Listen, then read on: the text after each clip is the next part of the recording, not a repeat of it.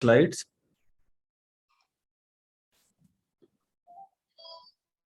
So the host has muted everyone. Only the co-host and panelists can unmute themselves. The meeting will be recorded and put on our Facebook page later on. Let me welcome you to the 102nd episode from a teacher of teachers, person-centered medicine and psychiatry, discussed with case vignettes. Next slide, please. Over to you, Dr. Tufan Pati, sir. Sir, please take over. Unmute yourself. Thank you, Dr. Alim, and welcome everyone to this 102nd episode of Thursday Musings. And with this, because there is shortage of time, Dr. Aya Abraham is very much interested to finish in time and go and leave this a little early, but he'll go after discussion is over. So I am cutting that. Next, please. This is to introduce Dr. Amrit Patojoshi, who is a professor of psychiatry in High-Tech Medical College and a direct council member of IPS and a vibrant, well-known young psychiatrist of India. Next, please. Along with Dr. Amrit Patojoshi, you have got Dr. Alim Siddiqui, treasurer of IPS, as well as a professor of psychiatry in Eras Lucknow Medical College, and equally vibrant young psychiatrist of India, both of them as moderators. Next one, please.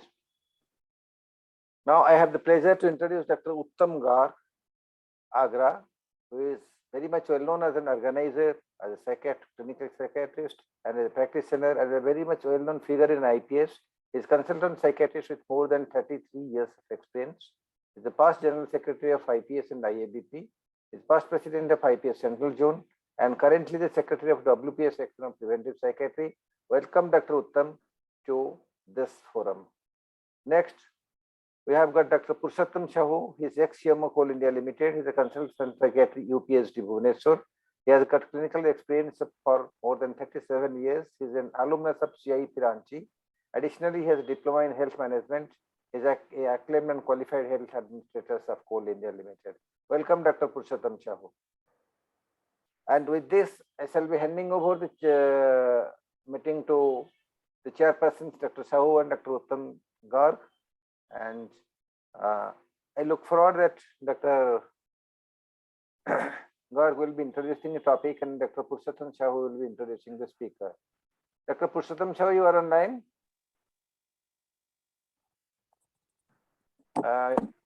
Dr. Purushottam Sahu. Sir, I think. Yeah.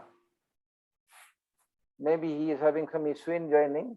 Dr. UC Garg, please, Dr. Garg, please take over and continue the meeting. Thank you, Dr. Tufan Pati, Dr. Alim, Dr. Amrit Patojoshi. Thank you very much for inviting me to chair this session. Good evening, all delegates. Good evening, all. At the outset, let me congratulate the organizers for broadcasting this series of lectures almost for 2 years. And I'm sure that this series is going to have a place in the books like Limca or Guinness Book of Records very soon. Today's topic is very pertinent. There are few words like person-centered medicine, personalized medicine, precision medicines. They look like same, but they are entirely different. Today's topic is related with the person-centered medicine. The principle of person-centered medicine are to treat the pupil with dignity, compassion, and respect, to provide the coordinated care, support, and treatment, offer the personalized care, support, and treatment, and enable service users to recognize and develop their strengths and abilities so they can live an independent and fulfilling life. These are the core principles of person-centered medicine. Although in details, Dr. Roy Abraham will be going to deliver his lecture over the subject. We all know Dr. Roy Abraham. He is a guide for me in IPS. I remember very fondly a day in 2002 when I met him on the dais when he took the charge of Secretary General of IPS. And I was given responsibility to organize the midterm CME in Agra. I asked him, sir, can I speak in you in Hindi? So he told me, हाँ, I know Hindi. मैं बहुत अच्छी तरह से हिंदी जानता हूँ because मैं चंडीगढ़ में MD करके आया हूँ. After that, what he told me that we will make a Agra conference, Agra CME, a great success. And believe me, the first time in 2002, the attendance of midterm CME was more than 400, which was used to be around 100 in previous years. It was all because of the guidance of Dr. Roy Abraham Kalli Violin to organize an event in Agra. So I'm very much indebted to him, and later on, he introduced me as a convener of biological psychiatry section of IPS. And after that, obviously, he guided me at every point, every step, and I was able to hold the position of General Secretary of IPS. Anyway, so this is my duty to introduce Dr. Roy Abraham Kalli Violin. He is professor and head Department of Psychiatry, Pusguri Institute of Medical Science, Tirula, Kerala. He is a international distinguished fellow of American Psychiatric Association since 2013. He is vice president, Asia Pacific World Federation of Mental Health, London. He was general secretary of World Psychiatric Association from 2014 to 20, president of World Association of Social Psychiatry 2016 to 19, president of Indian Psychiatric Society from 2012 to 13, honorary chair and professor at the Milan School of Medicine, Italy, and president of National Alliance for Mental Health, India. He is having more than 100 publications in peer-reviewed scientific journal and has edited the book Suicide Prevention, a handbook for community gatekeepers. He has been awarded Best Doctor Award by Government of Kerala in 2007, Indian Medical Association Lifetime Achievement Award IM in New Delhi in 2020, Honorary Fellowship of World Psychiatric Association in 2020, NND Oration Award for Eminence in Social Psychiatry, and World Federation of Mental Health Award for Meritorious Services to the Cause of Mental Health in 2017. It is a very brief introduction of Dr. Roy Abraham. With these words, without wasting any time further, I request Dr. Roy Abraham to kindly enlighten us on the topic, which is very much pertinent to in our clinics. Thank you very much, Dr. Roy Abraham. Dr. Sahu is also joined, so if he wants to say something. Dr. Sahu, would you like to say something?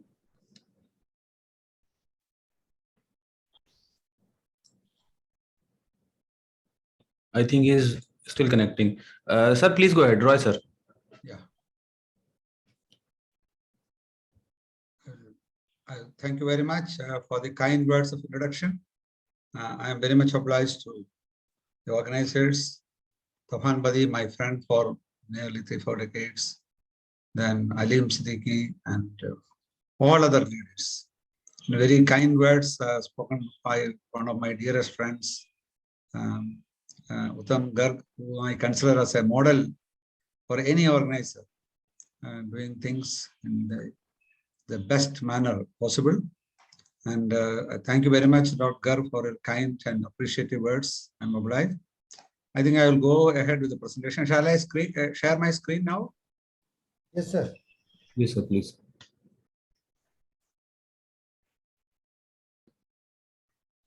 Is it coming now? Is it coming? Yes, sir. Yes, sir. The outline is coming. You can go full screen now. I'll go for the slideshow. Okay. Is it coming now? Fine. Shall I go ahead? Sure, sir. Am I audible? So this is Yes. person-centered. Please Yes, go it on. is audible. I will quickly go through and because we will have some time for discussion in the end. So as Dr. Garg was mentioning, person-centered medicine is dedicated to the promotion of health as a state of physical, mental, socio-cultural and spiritual well-being, as well as to the reduction of disease, and founded on mutual respect for the dignity and responsibility of each individual person, and treat people with dignity, compassion, and respect, provide coordinated care, support, and treatment, offer personalized care, support, and treatment, enable service users to recognize and develop their strengths and abilities so they can live an independent and fulfilling life. Now, certain questions before us about the practice of medicine today. These are raised by eminent science, whether what we are practicing is promotion of disease and corrosion of medicine. He wrote a very famous article and a book. He quote, modern medicine has become strongly disease-focused and organ-specific. Clinicians focus on symptoms and signs of disease, often undermines attention to patients' values and experiences of suffering, as well as other aspects of positive health. There is extreme specialization, fragmentation of services, and rigid compartmentalization. Even if you don't agree with the first part, you will agree with the second part. There is extreme specialization, fragmentation, and rigid compartmentalization. WHO statement, quote, in practice, clinicians rarely address their patients' concerns, beliefs, and understanding of illness, and seldom share problem management options with them. They limit themselves to simple technical prescriptions, ignoring the complex human dimensions that are critical to the appropriateness and effectiveness of the care they provide. So I have asked sometimes physicians, because I was a leader of the IMA, they always quote the positive time.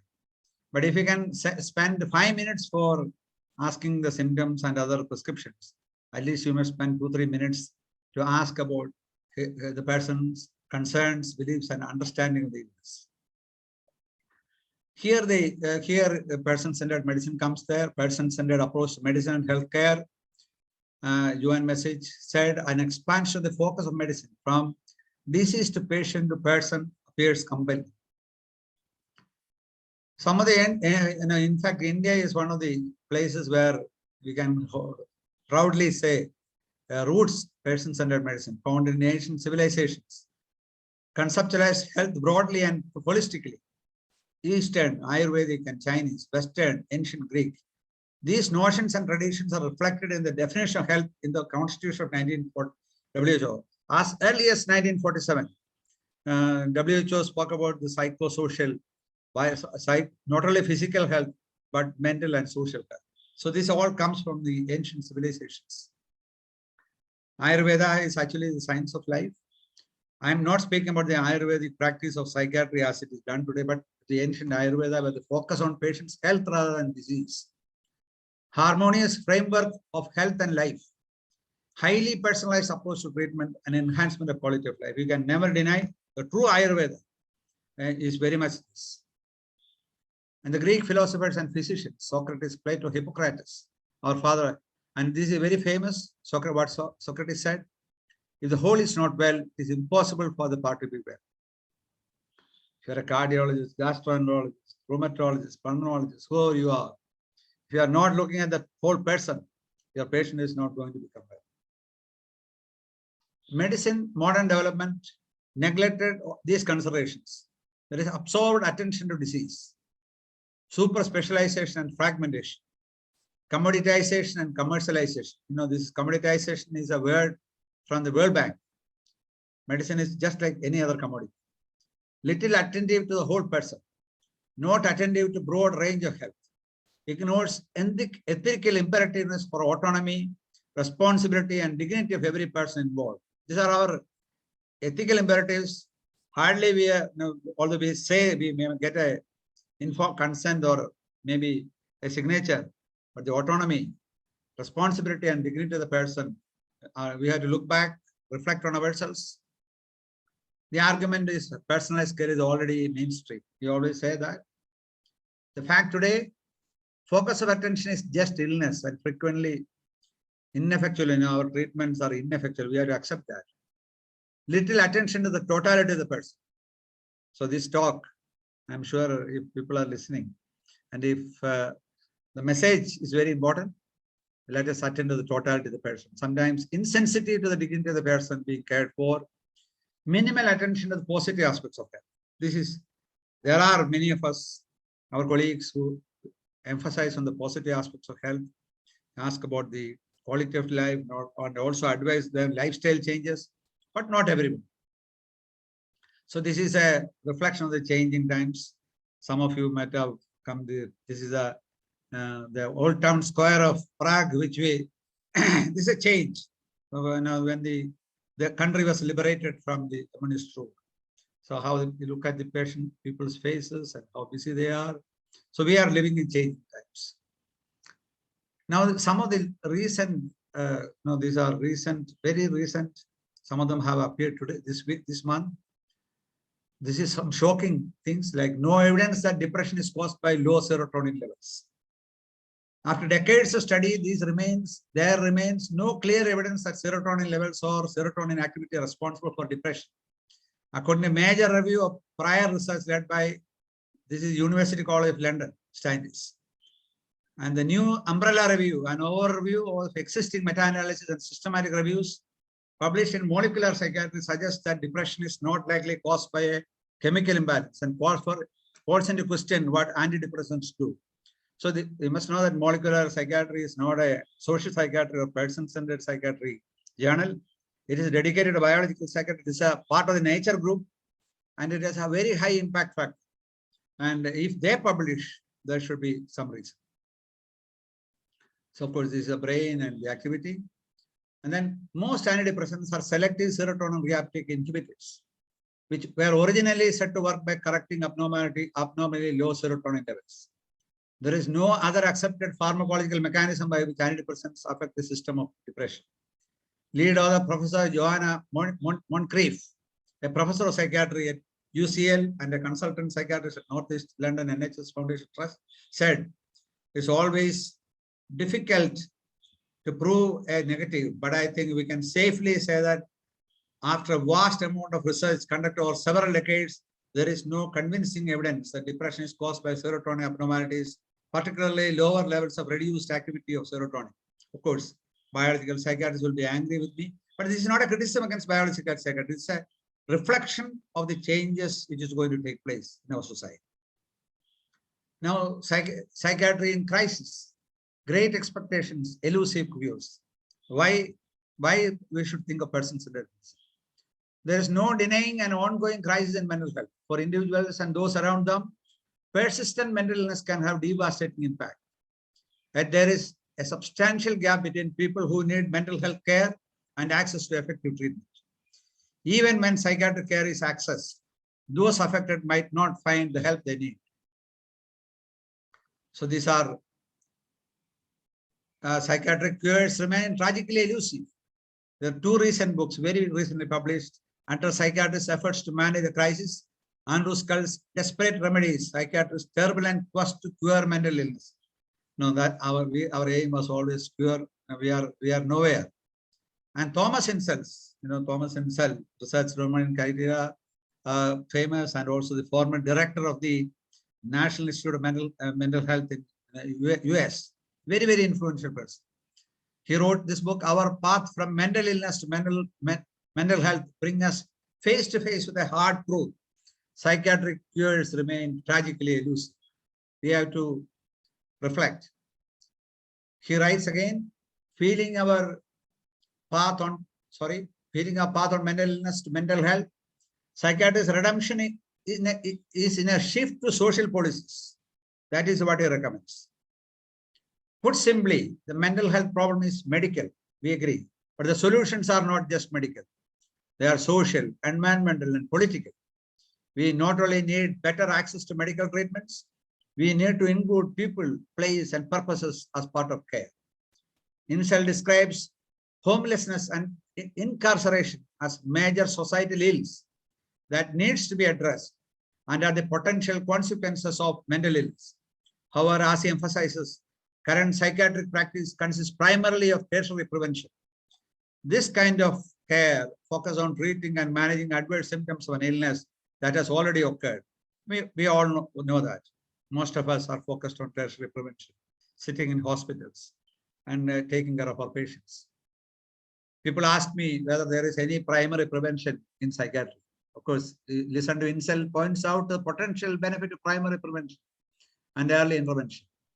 Primary prevention does not worry about individual risk. Like a vaccine, it assumes anyone could become exposed. Now, anybody can become exposed to mental illness, any one of us. Some of the skills learned in psychotherapy, like mindfulness, reframing, and emotional regulation, not only treat PTSD and depression, but could potentially help anyone. Why not teach them to everyone? So he is a powerful, he's a biological psychiatrist, making powerful recommendation for social psychiatry and psychotherapeutic treatments. This Incel explains is a concept of future proofing. We have to, like waterproofing, we have to future proof our generations from mental ill health. Now, this is some of you might have seen. This is the capital of Peru, Lima, which we visited.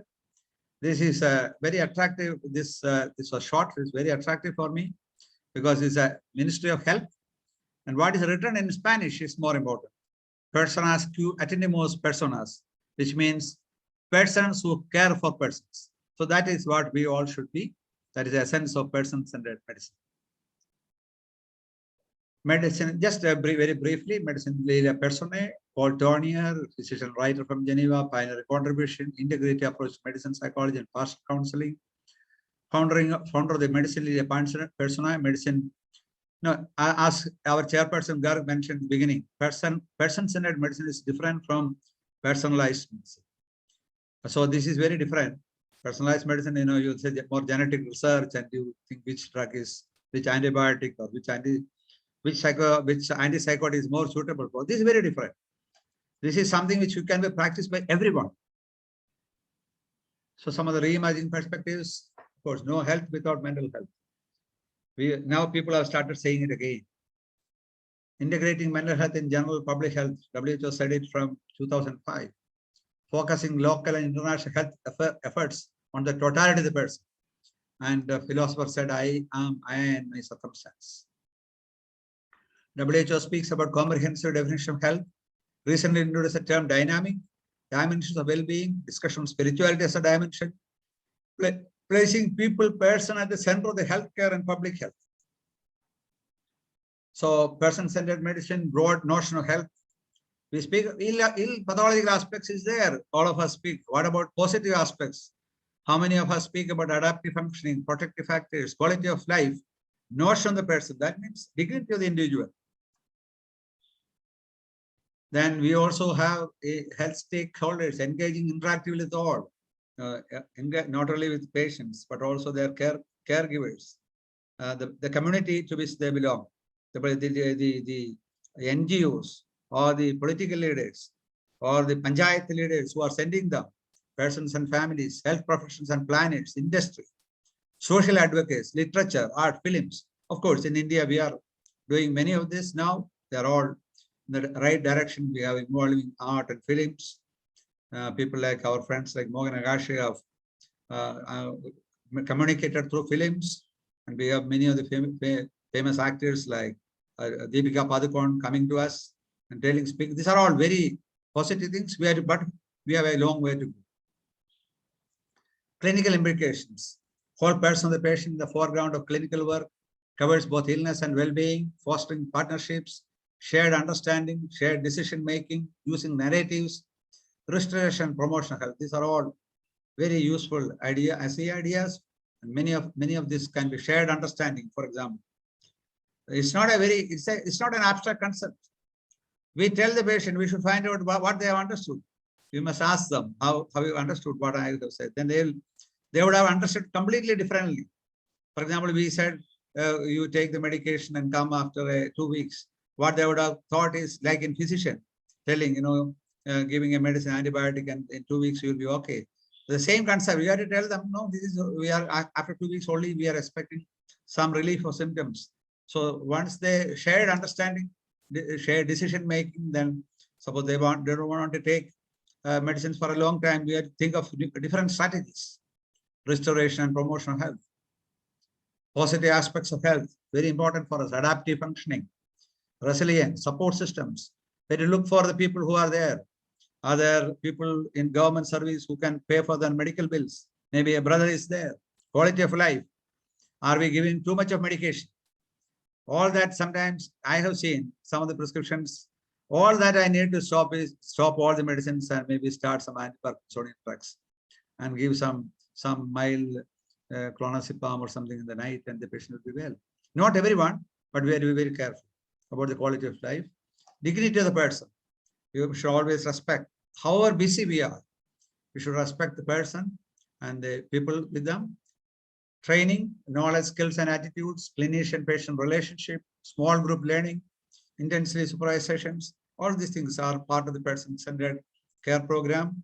As there is an international college on person-centered medicine. So you can visit the website. There are training programs. There is an annual conference in Geneva every year.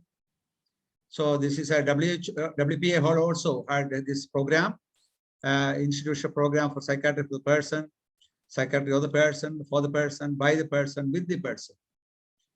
Person-centered psychiatry affirming the whole person of the patient in context, the center and goal of clinical care and health promotion, both individual and community levels, ill and positive health aspects of the person.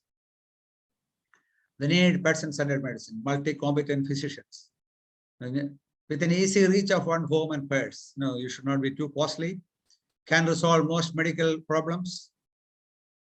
Person-centered medicine community, personal patient-centered care, continuity of care, care in the family, care in the context of social environment, health care at grassroots of society, responsive to individual needs, integration of mental health and community with PCM goal, comprehensive integrated approach to health care of the whole person, advancing research and professional awareness. We need to do research and document this. Compassion, empathy, and sense of self. Biopsychosocial, spiritual, another dimension is being added to what Engel told us. BPS model needs to be refashioned for contemporary multi-centered society. People like John Cox speaks about BPS model for person-centered relationship-based medicine, spirituality included. Now I will come to some of the case vignette where we have tried to practice person-centered medicine. I will be discussing two cases today.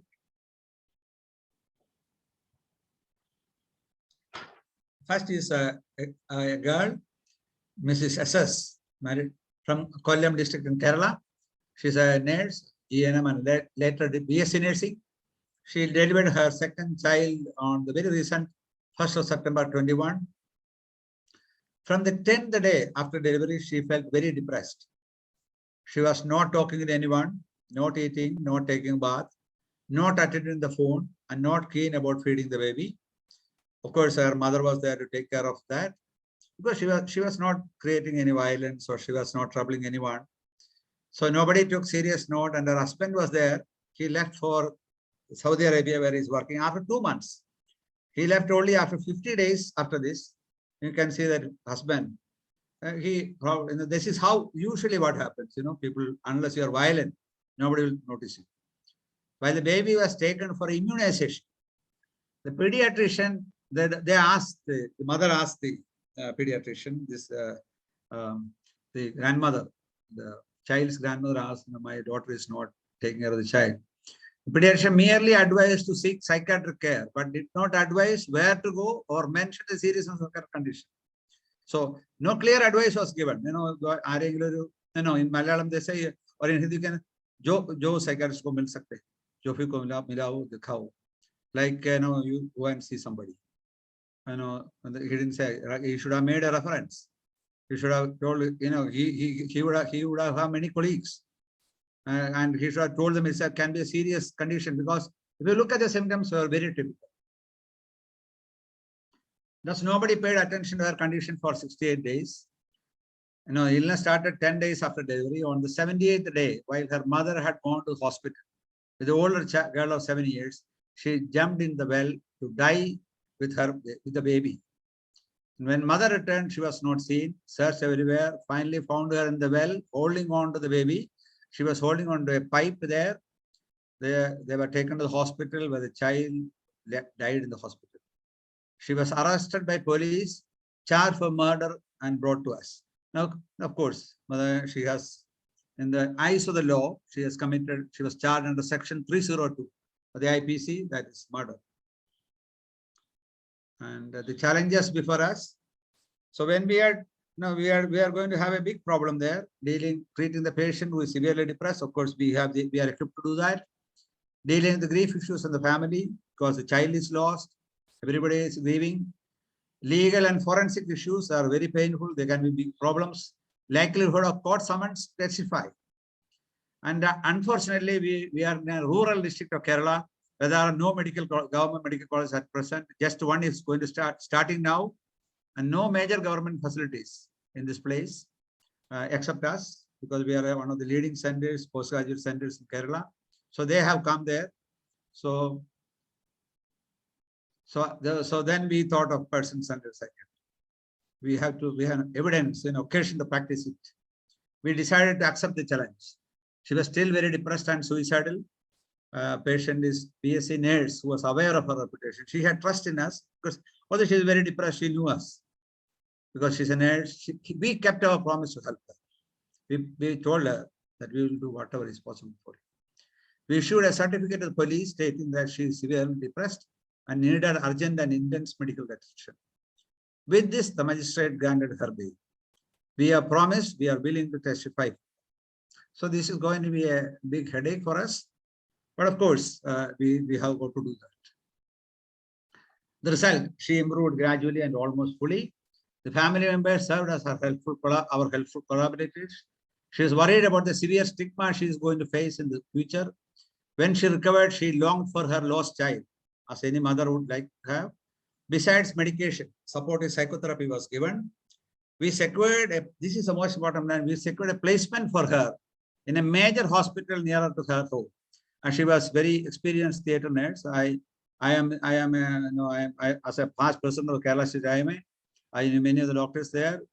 I knew that she's an experienced and very skilled theatre nurse. So despite that she is an accused in a murder case, I told the doctor, don't see her as an accused person. The moment the court is sensitive, you can see that she is a person with illness. And the doctor was very kind in her accept her. And you can see the result. This actually happened yesterday. She came back to visit us periodically and thank us for placing her. She is actually in my OPD. That is yesterday. And although suddenly I realized that I'm going to speak about her, I took her permission because she's in mask. She's sitting here with my PGs. And this is another case vignette 2. This is Miss ASK. She was a 17-year-old +2 student who had severe anxiety, especially during examinations. She performed exceedingly well during the classes where she made brilliant answers and was considered very bright. But this did not translate to her performance in the exams. She had high ambitions like IAS or IPS. You can rate that she was actually the best student in her class, but not in the marks. She was worried she will not succeed. The parents were initially not willing to meet a psychiatrist, but her teachers persuaded them because she confessed to her anxiety to the teachers. So we practiced person-centered medicine again. We listened to her problems carefully. Gradually, a strong rapport was established. We started psychotherapy sessions and she felt much more positive. Male anxiolytics were taken with SOS advice. She came out in flying colors for +2 exams. Later completed BTech, regularly maintained contact with us, coming for review and doing extremely well. Parents are unwilling to listen to her IAS plans, but she was keen and we supported her wish as she was very bright and talented. Parents are worried that she will suffer a relapse because they thought many had told her that she is depressed and she is committed to anything big because already she's in a BTech and she can get a job here or one of the companies like TCS had already recruited her. But we assured them we will take care of her anytime.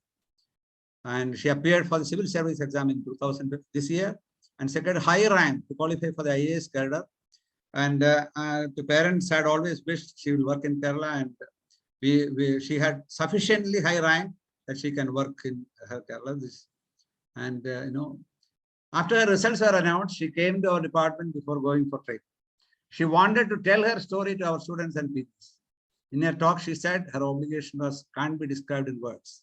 She said she will ever remain an ambassador for mental health. And you can see she is speaking to us very recently.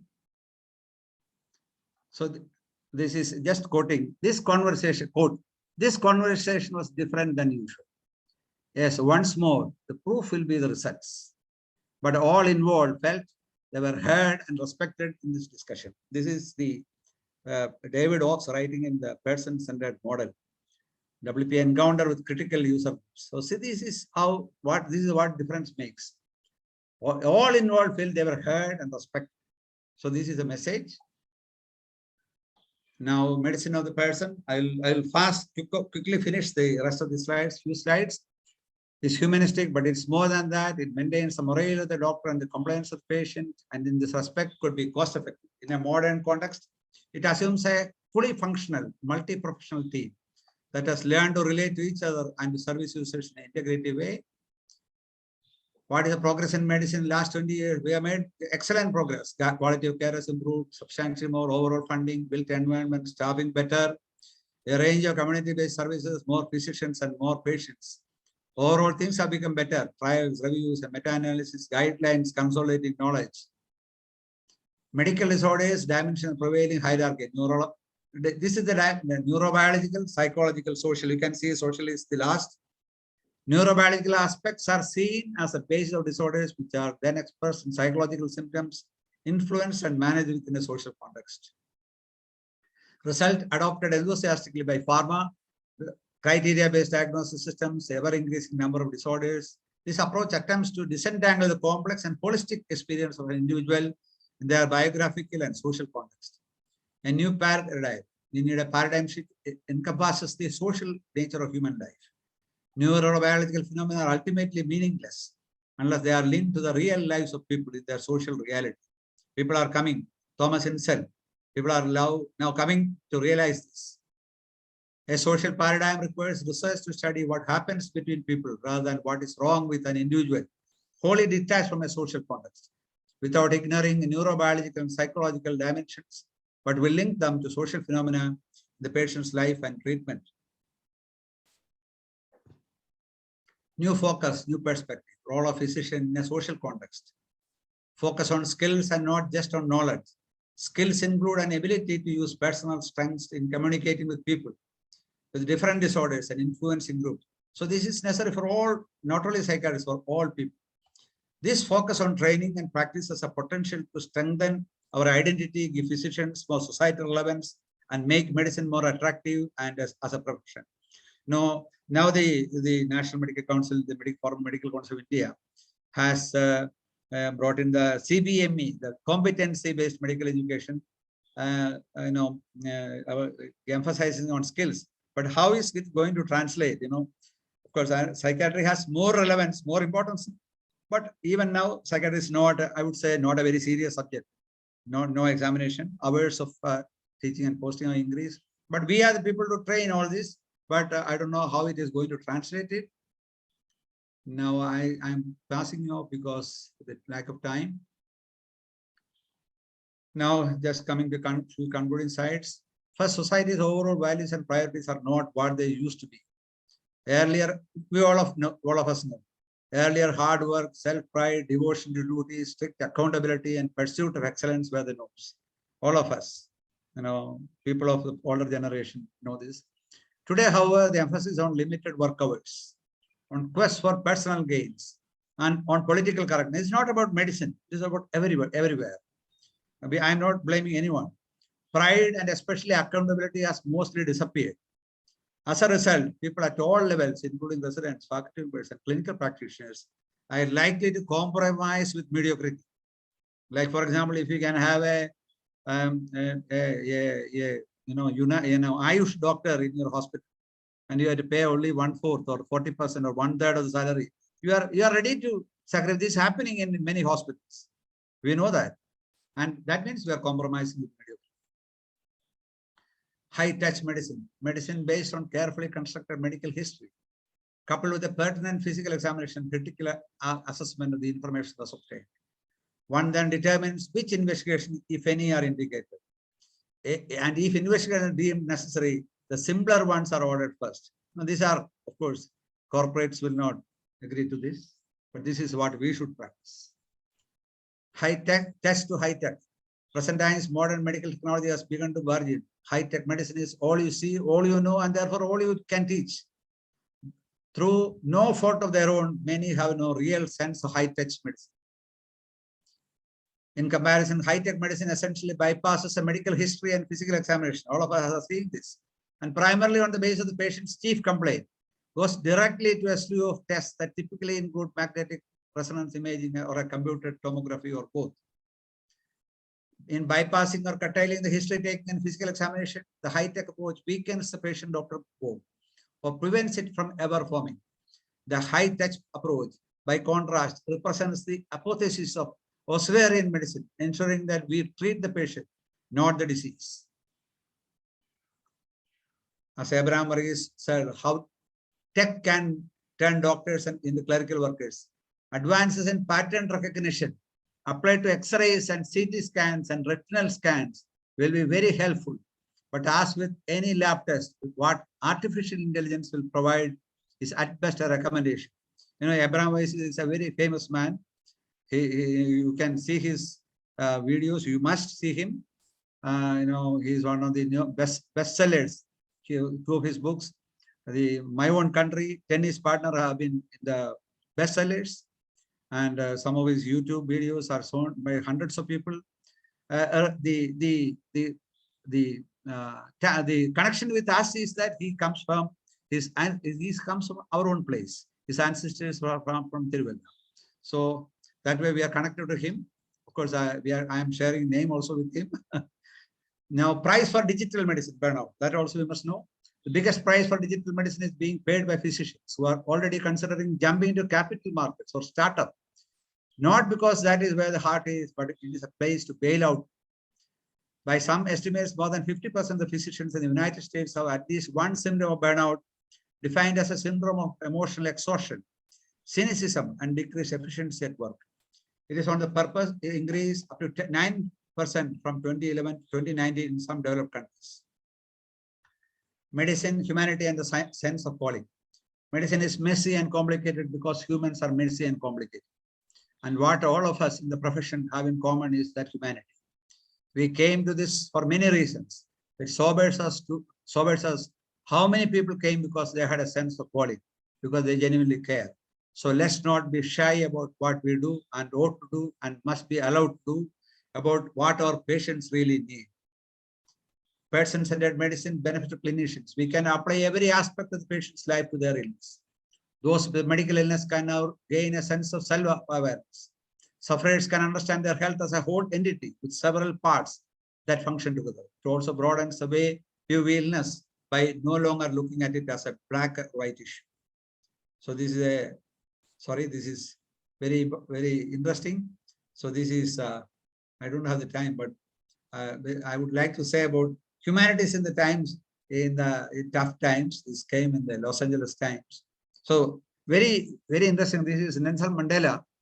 So India comes there because Sony Venkataratnam is an Indian who he had complete works of Shakespeare with him, which he passed on, saying that he told the jailers that is his holy book, Hindu religious book, a bound book, you know, cover. And on December 16, 1977, Nelson Mandela signed next to these lines, quote, "Cowards die many times before their deaths. / the valiant never taste of death but once." So this is all from Shakespeare. So when tough times come, all of this, the person-centered medicine, social psychiatry, humanities become very important. Our patients are passing through tough times, so we need to tell them. In conclusion, as we go through life and the environment changes, our brain and its functions also changes. Likewise, a person's genetic makeup and the environment they interact with will have a profound effect on their mental health, biological health, and their brain functions. In order to truly understand someone's health, we must take into account all of the factors affecting them. both positively and negatively, in order to get a better picture of their overall health and well-being. In times of psychosocial adversity, and especially when health resources are inadequate, person-centered medicine offers a ray of hope. Hence, the best course forward is to integrate it in the practice of medicine. The person-centered model is both a philosophy of clinical care and a practical clinical care. Philosophically, it is a way of understanding how suffering, disease, and illness are affected by multiple levels of organization, from the societal to the molecular. At the practical level, it's a way of understanding the patient's subjective experience as an essential contributor to accurate diagnosis, health outcomes, and humane care. As the philosopher Ortega Gasset said, I am, I and my circumstances. All of us are ourselves with our circumstances. This is, of course, this is the symbol of the city of Chandigarh, where I studied, which I like very much. Because the city, this symbol shows open arms, open to receive and open to give. So that should be, we must be open to receive all our ideas. Let us not close our minds on any aspect. Thank you very much for your patient hearing. Sir, Yes. can we go to slide 4? Somebody wanted just to see the slide 4 or 5, sir. Slide 4. Okay. Person as a whole, just. Oh, yeah, I'll go back. Slide 4 or 5. Okay. I think that, is there any controversy there? No, Is the it- person as a whole, there was this slide. No? Okay. Is it one? 4th one, I think. This is the 4th one. And Somebody asked for a slide. this one, And the person as a whole, 4th or 5th slide, sir. It's okay. this one, Ayurveda. It's okay, sir. I think. Okay, fine. Thank you. Thank you, sir. Thank you so much. Okay. Alim, Shall I stop share? Shall I Yes, sir. stop sharing? Sir. Please stop sharing. Dr. please- Purushottam sir was late to join. If you want, you can have comments and brief comment. Then Dr. Adim and Dr. Amit Pachoshi will coordinate the discussion. Dr. Dr. Purushottam, Yeah. Purushottam Chau, you are there? Yes, I am here. So please give a brief. We started because we are running setup time, and now your remarks about the program, and then we'll start the discussions. A brief remark.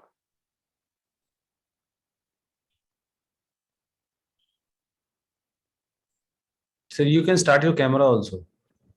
Dr. Sahu. Yes. Yes, but Yeah. I am not seeing anything. We can see you now. We can see you now. We can see you. Sahu ji, hamare ko aapko dekh sakte. You are there. But you are Hello? mute. You are mute. Fine. Hello? Now you are. Yeah. Yes, Hello, hello. Yes, you are audible. we are audible. I am audible. Yes, You are quite audible. We can see you as well. Visible and audible. But I am not seeing anybody of you. But you can speak. No problem. Again, you are muted. Please unmute.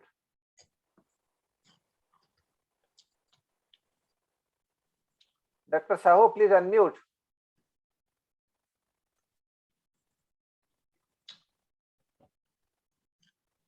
Sahu Saab, you are mute. You have to unmute.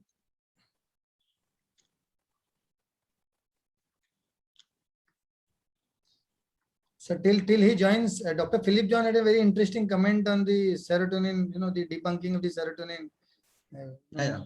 hypothesis. Dr. Philip, sir, you are there? Because that's going to, raise a lot of questions. Ah, And I just wanted to make a comment that, this umbrella article, which I have gone through in detail, I have also looked at some of the responses that have come across, but I read it in very wide detail with a lot of attention. I totally agree with Roy that serotonin is not the answer, but that was long ago. In 70s, we were talking about neurotransmitters. How can we talk about that now? Because as we grow in science, what we found earlier may not have been stupidity, but as we go on, you have more information that is going to come in. And that will not negate what has happened in the past. Serotonin definitely is involved, but in various individuals with a heterogeneous sort of depressive basic pathology, I think from each individual, there will be a lot of difference. So it doesn't negate the role of serotonin. It's just one of them, and it is a story of the 70s. Today we are talking about neural networks. We are talking about microglia, which are thought of only as a connective tissue in the brain. But we are talking so much about it. And as technology increases, and by the time we all disappear from Earth, I think there will be much more definitive and very, very specific answers to all these things. So I think that umbrella article is generally misinterpreted. And I see a lot of anger and anguish with people who are biological, as Roy said. But basically, I think it shows only part of the picture. That is how because it's a concrete article. Its impact factor is great. That means it's very concrete in its element. And therefore, you will find that they have taken one aspect of the whole thing and then made the interpretation. So I think we should all be careful. I've been writing in various groups that that we have to be careful in understanding that article. It has made a lot of dramatic responses, but I think we need to actually look at it very seriously and not negate what used to be talked about. And we all see that in our experience, we all see that it's happening. So there is no point in saying serotonergic drugs have no action in depression. So I think it makes a lot of sense to look at it from a larger point of view. Thank you very much, Roy, for that excellent and very powerful presentation, as you usually do. Thank you very much. It's a long time I've heard you. Philip, I appreciate you, and I know how learned you are, and I also agree with you completely. This is only to such articles make us think, and because as you said, it's a very high impact factor journal, molecular psychiatry, and then part of the Nature group, and the researcher itself is a very reputed person. So, and it is not it's of course a work of meta-analysis, a work of many years. So that is not the final answer, but at least we have now people talking in different terms. I also spoke about Thomas himself, who himself is, now he has come out with a book. So all these things tell us that, our approach has to be inclusive. That's all what I wanted to say. Thank you. Sir, psychiatry is neither high tech nor high touch. Let us be very honest about it. We are in between. So where does psychiatry stand in precision or personal medicine compared to other fields? So we are, and somewhere we are talking about biology, somewhere somebody is talking about sociology, somebody is talking about humanities, somebody, there's a lot of conflict, lot of issues in this. Where do we actually stand, sir? I agree with you. Psychiatrists are much better. Psychiatrists are much better. Among physicians, psychiatrists are much better. Neurologists are very poor. I'm sure my neurology friends will forgive me, because I have seen, I know it from clear experience, eminent neurologists immediately, just the way I have presented, asking a couple of questions, then going straight away to investigation. We don't do that. Most of us don't do that. But it's a cautionary note. I am seeing some of the young psychiatrists. For example, I have a recent experience when I did not prescribe an MRI for one of my patients, but my student had prescribed. Because there are so many other external pressures on people. If you're working in a major hospital and if you are drawing a huge salary, they will always, after a few months, they will project your salary and your earnings. These are all facts of life. So only thing we have to be cautious. When you demand a high salary, you must always recognize that there will be a price for it.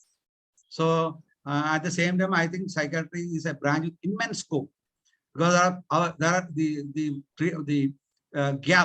treatment gap is as high as 70 to 80%, even in states like Kerala, where we are served very highly. So it is important that we are the people who must be lead the way and find the truth. Thank you.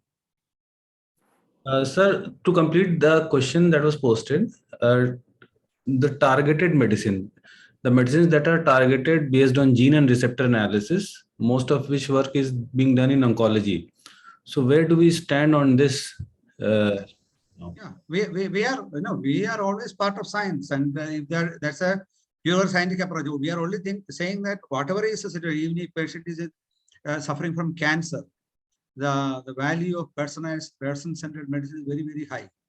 Because you must know, if you are, cancer is one typical example where there are instances. I'm sure many of you have read the book Being Mortal by Atul Gawande. Everybody should read that, where he describes himself, the experience of his father, who himself is a very eminent surgeon in the United States. And when he refused treatments. Like he refused the treatment chemotherapy and remained well for many more months and hardly suffered because the doctors were, we are only concerned about the results. How much of chemotherapy is, how much of result is going to occur in the next 3 months or 5 months or 6 months, and giving a miserable life to our patients. So this is where person-centered medicine comes. But of course, personalized medicine is a scientific branch, and everything is scientific. We are all people of science. So we are only asking for inclusive approach. Thank you. There is a company that has come up with a new test. They're charging 10,000, 11,000 rupees. Gene-based, receptor-based testing, where you can actually which antidepressant will work on a particular individual. So science is already developing now. I know. Let us see how it is going to develop, and let us That is going to be a part of precision medicine, basically. Yeah, precision medicine. Yeah. Sir, so this concept that we're talking today, does it go against the concept that is NNT numbers needed to treat or NNH numbers needed to harm, where we are taking a group and recommending that this medication is good for that group? So how does it correlate with NNT and NNH? No, we know, this is only that we are only saying that, these are all, we are not going to negate any science. We have evidence, like for example, we know that myocardial infarction is a science. There is a occlusion in the coronary arteries. But we also have evidence now that there is 50% more response in patients who are treated for depression after myocardial infarction rather than those who are not treated. So that makes all the difference.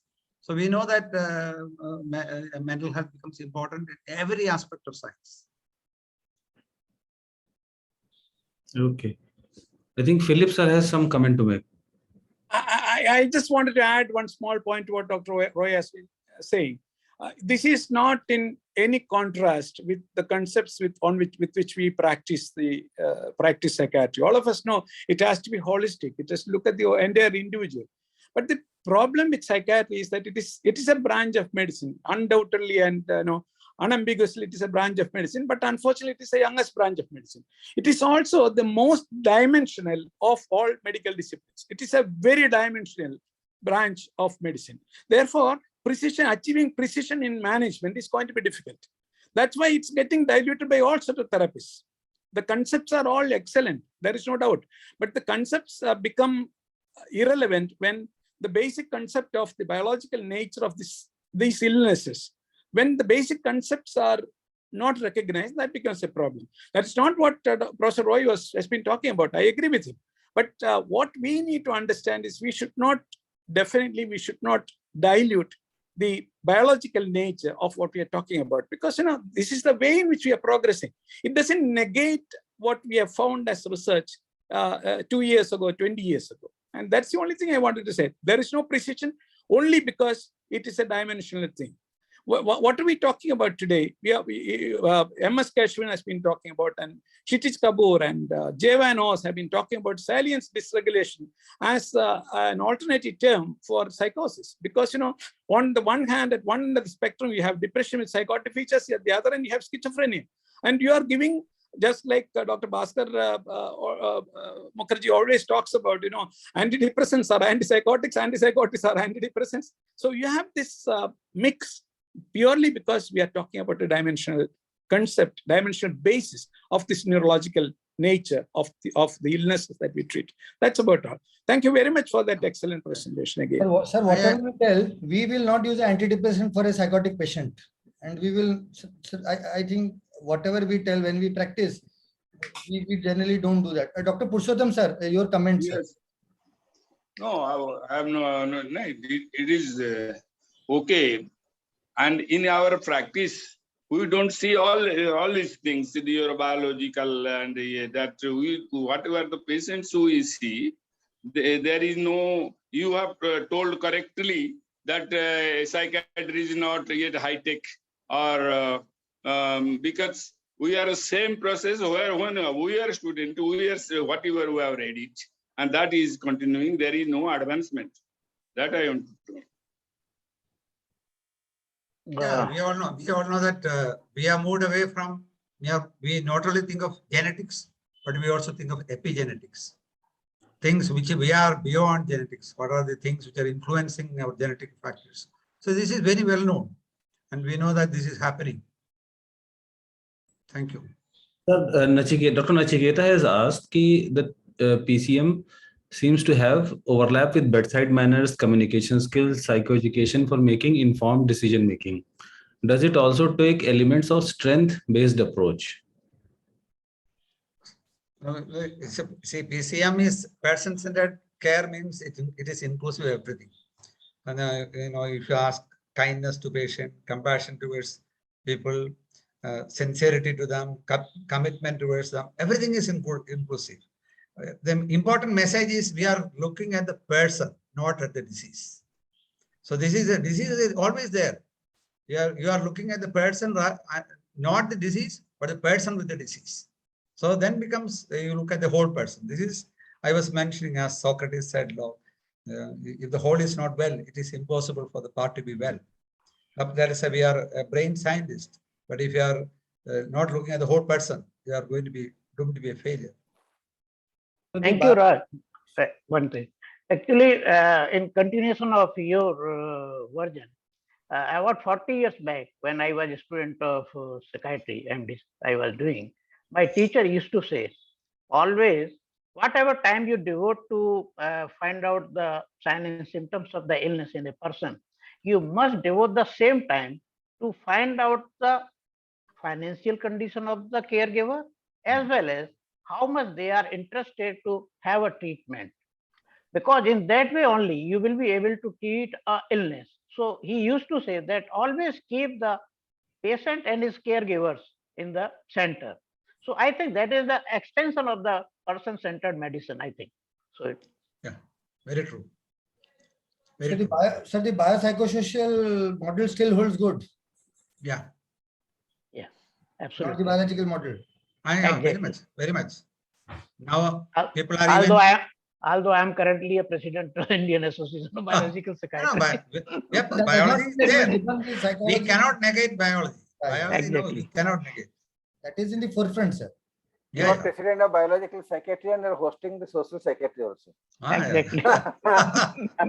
Basically, Amrit is very rightly said that biopsychosocial. Perfectly. It is perfect term. Alim, sir had to go.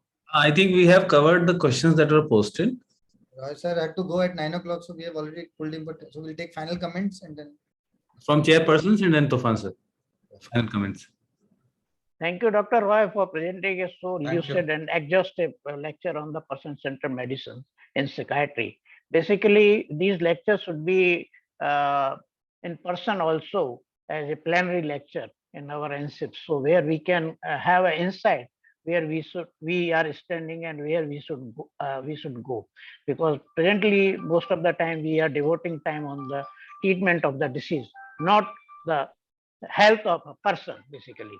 So with these words, thank you very much, organizers, for giving me opportunity to share this very important session, and thank you, audience, for their questions to make this session lively. Thank you. Thank you, sir. Sahu sir, would you like to unmute and make some comment? Sahu sir, you have to unmute yourself. आप mute पे हैं, unmute कर लीजिए. Yes. Now. Yes, sir. Yes, sir. Yes, you are now listening. Any concluding remark? Yes. Any concluding remark, please? Remark, it is an excellent presentation by Dr. Rai Abraham. I am still in doubt about this serotonin theory and other neurotransmitter theory, because this is still, it is not very much conclusive in case of psychiatric features, psychiatric conditions. Thank you. Thank you. Thank you. Okay, I leave. I'll be there. Okay.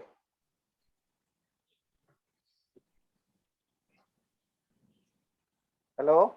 Tufan sir, please go ahead. Yes. I will be very brief in my comments, and I compliment Dr. Roy, my old friend over approximately 4 decades. Yeah.